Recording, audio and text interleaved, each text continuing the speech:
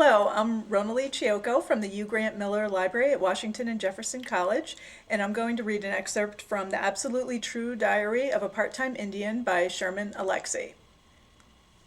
You read a book for the story for each of its words, Gordy said, and you draw your cartoons for the story for each of the words and images.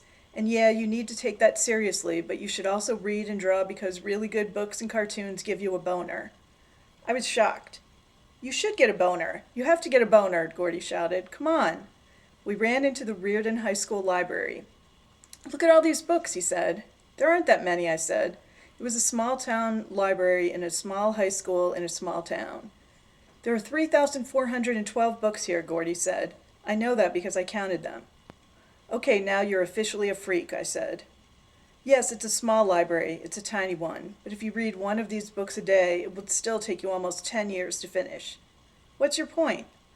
The world, even the smallest parts of it, is filled with things you don't know. Wow, that was a huge idea. Any town, even one as small as Reardon, was a place of mystery. And that meant that Welpinit, that smaller Indian town, was also a place of mystery. Okay, so it's like each of these books is a mystery. Every book is a mystery. And if you read all the books ever written, it's like you've read one giant mystery. And no matter how much you learn, you just keep on learning. There is so much more you need to learn. Yes, yes, yes, yes, Gordy said.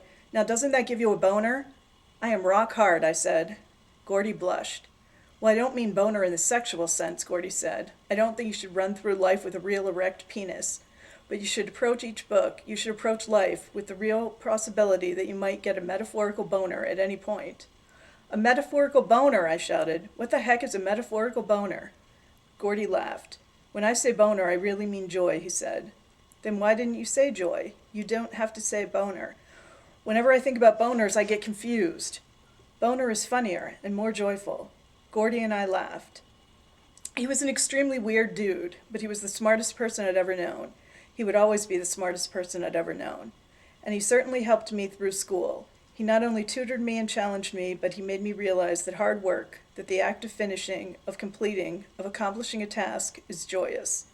In Welpinit, I was a freak because I loved books. In Reardon, I was a joyous freak. And my sister, she was a traveling freak. We were the freakiest brother and sister in history.